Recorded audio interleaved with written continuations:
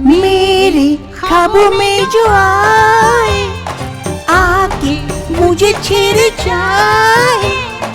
मेरे ख्वाबों में जो आए, आके मुझे छेड़ जाए। उसे कहो कभी सामने तो आए। माधुरी और सूरज एक दूसरे से प्यार करते थे। आज उनके कॉलेज की आखिरी दिन थे। अरे माधुरी, आज हमारे कॉलेज के आखिरी दिन है। अब नहीं पता कब मुलाकात होगी। अरे सूरज, हम इस प्यार को शादी में क्यों नहीं बदल लेते? हम अपने घर वालों को कहकर एक दूसरे से शादी क्यों नहीं कर लेते, ताकि जिंदगी भर हम दोनों एक साथ रहें? लेकिन माधुरी, ये कैसे संभव है? तुम इतनी अमीर परिवार के घर से हो और मैं कहाँ गरीब लड़का। तुम्हारे पापा कभी नहीं मानेंगे इस रिश्ते को। अरे नहीं सूरज, मेरे पापा मुझसे बहुत प्यार करते हैं, जरूर मान जाएंगे। मैं पापा से बात करूंगी, पापा मेरी खुशी के लिए कुछ भी करेंगे। ठीक है, तुम अपने पापा से बात करके देखो, अगर मान गए तो हम शादी कर लेंगे। लेकिन शादी के बाद तुम गांव में कैसे रहोगी? चिंता मत करो सूरज, मैं रह लूंगी तुम्हारे साथ कहीं भी। फिर सूरज और माधुरी दोनों अलग हो जाते हैं। रात का वक्त हो रहा था। माधुरी को नींद नहीं आ रही थी और वो काफी सोच रही थी। कल सुबह होते ही पापा से बात करूंगी। पापा क्या करेंगे? मान जाएंगे। इतना प्यार जो करते हैं मुझसे, जरूर मान जाएंगे। फिर हमारी शादी हो जाएगी। फिर हम सूरज के साथ उसके गांव जाएंगे, गांव में रहेंगे। ऐसी ही माधुरी पूरी रात सोचती है। मेरे ख्वाबों में जो आए, आके मुझे छेड़ जाए। मेरे ख्वाबों में जो आए, आके मुझे छेड़ जाए। उसे कहो कभी सामने तो आए। पहली किरण के साथ माधुरी की नींद खुलती है। अरे सुबह हो गई। अरे जल्दी जल्दी जाती हूँ, नहीं तो पापा ऑफिस के लिए निकल जाएंगे। फिर एक दिन इंतजार करना पड़ेगा। ना बाबा ना, जल्दी जाती हूँ और इंतजार नहीं हो रहा मुझे। फिर माधुरी जल्दी जल्दी से जाती है उसके पापा से बात करने के लिए। ये है सेठ मोहनलाल। मोहनलाल एक बहुत बड़े बिजनेसमैन है। मोहनलाल कमरे में बैठे हुए थे, तभी माधुरी अपने पापा के पास आती है। पापा पापा। अरे बेटी, इतनी सुबह सुबह क्या बात है? कोई जरूरी बात है क्या? हाँ पापा, जरूरी बात है। ओह, कहो कहो, क्या बात है? पापा, मैं एक लड़के से प्यार करती हूँ और उससे शादी करना चाहती हूँ। मोहनलाल ये सुनकर शॉक्ड हो जाता है। क्या प्यार? और किससे? कौन लड़का है वो? पापा, सूरज। मैं सूरज से प्यार करती हूँ, मेरे ही कॉलेज में पढ़ता है। मोहनलाल अपनी बेटी को नाराज नहीं करना चाहता था, इसलिए उससे कहता है, ओह अच्छा अच्छा बेटी, एक काम करो, सूरज को कल घर बुलाओ, उससे बातचीत तो कर ले, कैसा लड़का है, तब ना आगे की बात करेंगे। ठीक है पापा, थैंक यू पापा। मैं कल ही बुलाती हूँ सूरज को घर। वो बहुत अच्छा लड़का है, आप बात करके देखिएगा। ये कहते हुए माधुरी वहाँ से चली जाती है और इधर मोहनलाल, अरे बेटी, इस उम्र में ये प्यार वगैरह हो ही जाता है, और वो गरीब लड़का, वो तुमसे प्यार करेगा कि तुम्हारे पैसों की खातिर है, ये पता करनी है। दूसरी सुबह मानिकलाल मोहनलाल के घर आता है। मानिकलाल मोहनलाल का दोस्त है, उसके भी छोटे मोटे बिजनेस है और मानिकलाल चाहता है उसके बेटे की शादी मोहनलाल की बेटी के साथ करा दी जाए। इसी इंतजार में वो मोहनलाल के चापलूसी करते रहता है। मोहनलाल और मानिकलाल दोनों हॉल में बैठकर बातें कर रहे थे, तभी माधुरी सूरज को लेकर वहाँ पहुँचती है। पापा पापा। अरे हाँ बेटी, ये सूरज है। सूरज, ये पापा। आप लोग बातें कीजिए, मैं कुछ चाय नाश्ता बना के लेके आती हूँ। नमस्ते अंकल। अरे सूरज, आओ आओ, बैठो, तुम बैठो, मैं 2 मिनट में आया, मुझे कुछ काम याद आ गया। फिर मोहनलाल वहाँ से उठकर चला जाता है और सूरज जाकर वहाँ बैठ जाता है। तभी मानिकलाल सूरज से पूछता है, अरे बेटा, किसी काम से आए हो यहाँ? अरे नहीं अंकल, मैं माधुरी से प्यार करता हूँ, इसी बारे में बात करने आया हूँ अंकल से। मानिकलाल ये सुनकर शॉक्ड हो जाता है और मन ही मन सोचता है, अरे ये माधुरी से प्यार करता है, कहीं मोहनलाल मान गया तो हमारा क्या होगा? मेरे बेटे के साथ मैं माधुरी का शादी करवाना चाहता हूँ, नहीं होगा, जैसे भी हो करके इसे भगाना पड़ेगा। अरे बेटा, एक बात कहूँ तो तुम यहाँ से चले जाओ। मोहनलाल अपनी बेटी की शादी तुमसे नहीं कराएगा। कहाँ तुम और कहाँ वो, बड़े लोग बड़ी बड़ी बातें, और तुम कहाँ फटीचर गांव में रहते हो और तुम्हें लगता है वो अपनी बेटी की शादी तुमसे कराएगा? कभी नहीं, कभी नहीं। अच्छा मौका है, चले जाओ उठकर, या फिर चाय नाश्ता खाने के बाद 2 बातें सुनने के बाद जाओगे? इतनी शर्म नहीं है? जाओ जाओ, ये सब ख्याल छोड़ दो अपने मन में।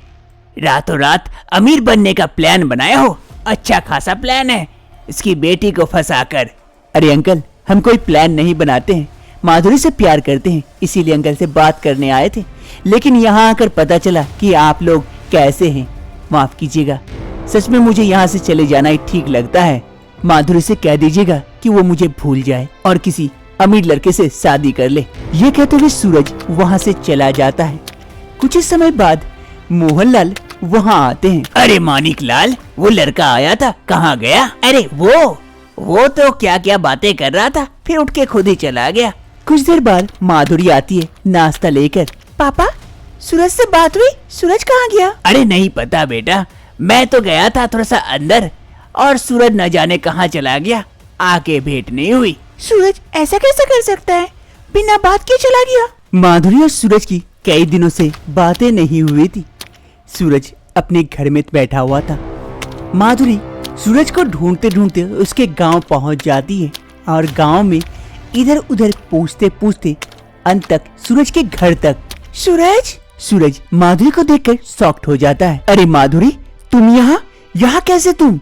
अरे सूरज, तुम मुझे वहाँ छोड़ के आ गए, कई दिनों से बातें तक नहीं की। क्या हुआ कुछ नहीं बताएं, पापा से क्या बात हुई कुछ भी नहीं। मैं तुम्हारे बिना नहीं जी सकती सूरज। लेकिन माधुरी, ये कैसे? तुम अगर यहाँ आ गई, तुम्हारे पापा चिंता कर रहे होंगे तुम्हारे बारे में। उन्हें सोचने दो जो सोचते हैं, अब मैं यहाँ से कहीं नहीं जाऊंगी। सूरज और माधुरी की बात सुनकर सूरज की माँ घर से बाहर निकल आती है। अरे बेटा सूरज, ये कौन है?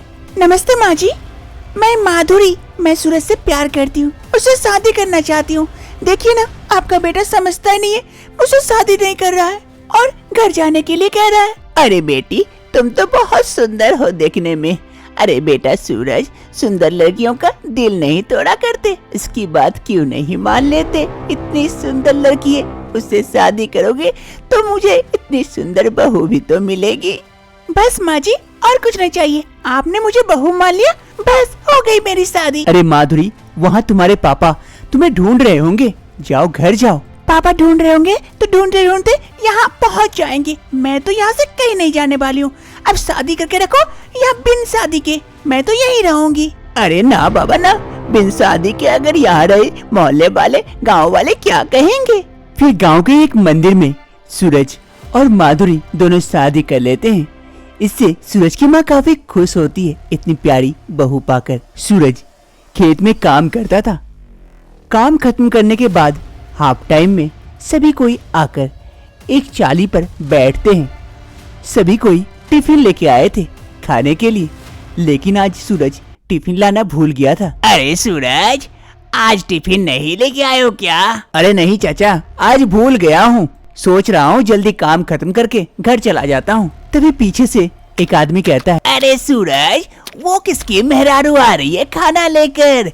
कहीं तेरे तो नहीं? सूरज ध्यान से देखता है कि माधुरी टिफिन लेकर आती है सूरज के लिए।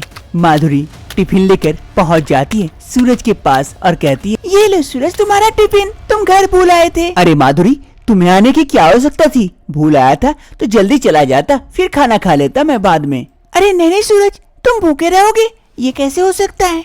चलो चलो, अब जल्दी से खाना खा लो। फिर माधुरी टिफिन खोलकर खाना निकालती है। रुको रुको, तुम्हारा हाथ गंदा है, मैं ही खिला देती हूँ। अरे माधुरी, मैं खा लूंगा, सब देख रहे हैं। देख रहे हैं तो देखने दो। क्या चाचा, मैं नहीं खिला सकती? इसकी बीबी हूँ, किसी और की थोड़े ना। अरे हाँ, खिलाओ खिलाओ खिलाओ। अरे चल, हम लोग चलते हैं उधर। फिर वो दोनों गांव वाले वहाँ से चले जाते हैं और माधुरी टिफिन से खाना निकाल कर सूरज को खिलाती है। एक रोज सूरज के घर के बाहर एक चमचमाती कार आकर रुकती है। उसमें से मोहनलाल निकल के बाहर आते हैं और अपनी बेटी को आवाज लगाते हैं। माधुरी बेटी, बेटी। अपने पापा की आवाज सुन माधुरी दौड़े दौड़े बाहर आती है। पापा, पापा, अब आ गए। पापा आइए ना, अंदर आइए। माधुरी अपने पापा को अंदर लेके आती है। आइए पापा, यहाँ बैठिए। पहले ये बता बेटी, तू कैसी है? पापा मैं अच्छी हूँ, काफी खुश हूँ। सूरज मुझसे बहुत प्यार करता है। पापा आप यहाँ बैठिए, मैं आपके लिए चाय पानी का बंदोबस्त करके आती हूँ। बेटी। फिर मोहनलाल वहाँ खटिया पर बैठ जाता है और माधुरी घर के अंदर जाती है। मोहनलाल इधर उधर देखता है और मनी मन सोचता है, जिंदगी का भी अजीब खेल है। प्यार के लिए आदमी क्या कुछ नहीं कर जाता है। महल में रहने वाली बेटी आज झोपड़ी में रह रही है। ये प्यार नहीं तो और क्या है। मोहनलाल से और रहा नहीं जाता है। वो घर के अंदर धीरे धीरे जाता है। अरे पापा के लिए क्या बनाऊं? कुछ भी तो नहीं है। एक काम करती हूँ, कल का बासी चावल है, दूध से उसे गर्म कर देती हूँ, खीर बन जाएगा। इधर माधुरी खाना बना रही होती है, तभी उसके पापा घर के अंदर आते हैं। अरे बेटी क्या बना रही हो? पापा वो खीर बना रही थी, हो गया। मोहनलाल खटिया पर बैठता है, तभी उसकी बेटी माधुरी खीर लाती है।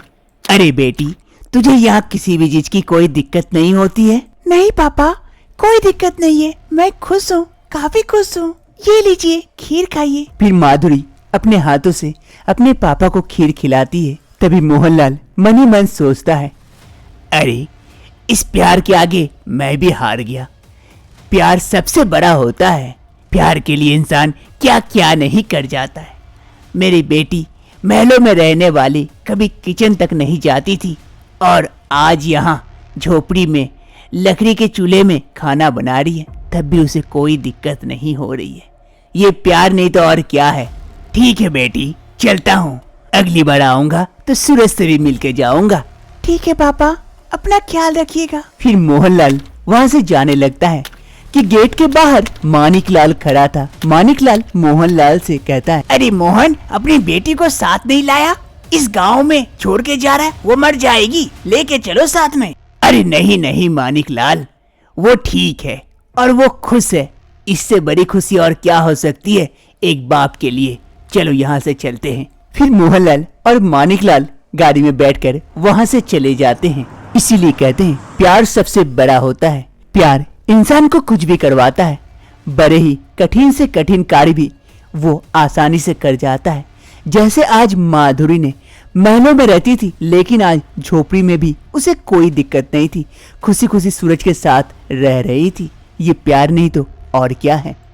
प्रिया को मेकअप करना बहुत पसंद था, लेकिन उसके पास कुछ ही सामान थे मेकअप के, जिससे वो मेकअप करके खुद को सुंदर दिखाने का कोशिश करती थी। आज प्रिया बैठकर उन्हीं सब सामानों से मेकअप कर रही थी, तभी उसकी माँ वहाँ पहुँच जाती है। अरे प्रिया बेटा, ये क्या कर रही हो? शीशे के सामने हमेशा बैठी रहती हो और मुंह में क्या क्या पोंछते रहती हो। ये सब क्या होता है बेटा? अरे माँ, तुम नहीं समझोगी, ये मेकअप है, इससे हम और भी ज्यादा सुंदर दिख सकते हैं। अरे बेटा, हमारे जमाने में ये सब कहाँ था और ये क्या सुंदर दिखने के सामान है? अरे माँ, मेरे पास तो है ही नहीं, थोड़े से सामान है, बहुत सारा सामान होता है मेकअप का। अरे बेटा, इतने सारे तो हैं और तू कह रही थोड़ा सा? और कितने होते हैं? अरे माँ, बहुत सारे होते हैं, तुम नहीं समझोगी। अरे बेटा, तेरा जब शादी हो जाएगा तब ससुराल में जाके ये सब मुंह पुताई वगैरह करना। एक काम कर, मेरा कुछ मदद कर दे थोड़ा सा काम में। अरे माँ, जब भी मैं मेकअप करने बैठती हूँ तो कहीं न कहीं से पहुँच जाती। कुछ महीनों के बाद सुजीत और शोभा देवी आते हैं प्रिया को देखने के लिए और प्रिया को पसंद कर लेते हैं। प्रिया और सुजीत भी एक दूसरे को पसंद करते हैं और उनकी शादी तय हो जाती है। सुजीत और प्रिया की शादी हो जाती है। इस शादी से दोनों परिवार काफी खुश थे और सुजीत और प्रिया भी। शादी के दूसरे दिन प्रिया की सास शोभा देवी सुबह सुबह सोफे पे बैठी थी, तभी वहाँ पर प्रिया चाय लेकर आती है। माँ जी, ये लीजिए चाय। अरे लाओ लाओ। माँ जी, वो सोमा कहाँ है? वो दिख नहीं रही है। उसके लिए भी चाय लेके आई थी। अरे सोमा वो कमरे में होगी, जाओ कमरे में दे दो उसे। ठीक है माँ जी। ये कहते हुए प्रिया अपनी ननद के लिए चाय लेकर जाती है। प्रिया सोमा के कमरे में आती है उसे चाय देने के लिए। सोमा, सोमा, अरे भाभी आप आइए आइए, ये लो सोमा, मैं तुम्हारे लिए चाय लेके आई हूँ। ओह थैंक यू भाभी। तभी प्रिया की नजर वहाँ रखे मेकअप सामानों पर जाती है। वो इन सामानों को देखकर कहती है, अरे सोमा, तुम्हारे कितने सारे मेकअप करने के सामान हैं। हाँ हाँ भाभी, ये तो है। आपको मेकअप करना है क्या? लेकिन मुझे ठीक से आता नहीं है। अरे चिंता मत करो भाभी, मैं सिखा दूंगी आपको। फिर आप खुद को ही नहीं पहचान पाओगे, इतनी सुंदर बना दूंगी मैं आपको। क्या सच में ऐसा हो सकता है? अरे हाँ भाभी, हो सकता है। तो ठीक है, आज जब भैया चले जाएंगे तब मैं आऊंगी तुम्हारे पास। लेकिन भाभी मैं तो अभी बाहर जा रही हूँ, शाम को करती हूँ या फिर कल सुबह। अच्छा चलो ठीक है।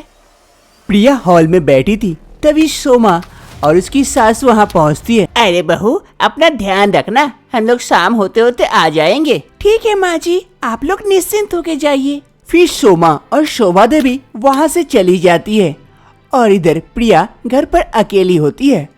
घर पे कोई नहीं था। प्रिया काफी बोर हो रही थी, कमरे में इधर से उधर टहल रही थी। अरे काफी बोर लग रही है, मैं क्या करूँ? अकेले बैठकर, घर पे कोई नहीं है, सोमा भी नहीं है कि उससे बातें करूँ, क्या करूँ? फिर प्रिया के दिमाग में एक आइडिया आता है और वो कमरे से चल देती है। प्रिया सोमा के कमरे में आ जाती है और जाकर ड्रेसिंग टेबल के सामने खड़ी हो जाती है। अरे इसके पास तो इतने सारे मेकअप के सामान है, अब मैं कौन सा से स्टार्ट करूँ? कुछ समझ नहीं आ रहा है। इतने सारे ब्रश हैं, अब मैं क्या करूँ? एक काम करती हूँ, धीरे धीरे सबको लगा के देखती हूँ। प्रिया सोमा के सारे मेकअप किट में से धीरे धीरे सब सामानों को लगाने लगती है। आज तो मैं एकदम पक्का सुंदर दिखूंगी, सोमा आके मुझे पहचान ही नहीं पाएगी। प्रिया ड्रेसिंग टेबल के सामने खड़ी होकर सोमा के सारे मेकअप किटों का इस्तेमाल करती है सुंदर दिखने के लिए। प्रिया को मेकअप करने का बड़ा ही शौक था। आज उसके सामने सारा मेकअप सामान था, वो कैसे इस समय को मिस कर सकती थी, इसीलिए वो मेकअप करने लगती है। शाम का वक्त हो रहा था, दरवाजे की घंटी बजती है। प्रिया जल्दी दौड़े दौड़े आती है और जैसे ही दरवाजा खोलती है, सामने सोमा और उसकी सास खड़ी थी। मम्मी, अरे ये कौन है? अरे सोमा, मैं हूँ, मैं प्रिया, तुम्हारी भाभी। अरे भाभी, आपने मुंह पे ये क्या लगा लिया है? अरे सोमा, वो मैं घर में बोर हो रही थी तो मैं तुम्हारे कमरे में जाकर कुछ मेकअप कर रही थी। मैं अच्छी नहीं दिख रही हूँ क्या? अरे भाभी, इस तरह से आप भैया के सामने जाओगे ना तो आज ही आपकी डिवोर्स हो जाएगी। भैया चुड़ैल समझ के घर से भाग जाएंगे। ऐसा मेकअप कभी मत करना। अरे बहू जल्दी जा, मुंह धो गया, मुझे भी डर लग रहा है कहीं मेरी तबीयत न खराब हो जाए तुझे देख देख कर। प्रिया को मेकअप करना नहीं आता था, इसीलिए प्रिया जो कुछ भी मिला था सारा चीज अपने मुंह पर पोत ली थी और बन गई थी चुड़ैल। अरे भाभी चलिए, मैं आपका मुंह धुला देती हूँ। फिर सोमा प्रिया को अंदर लेके जाती है। फिर सोमा प्रिया को अपने कमरे में लेके आती है और अरे भाभी, आप अब ऐसे ही रहो, देखो मैं आपको कैसे मेकअप करके देती हूँ और अच्छे से देखना मेकअप कैसे किया जाता है। फिर सोमा प्रिया को अच्छे से मेकअप करती है।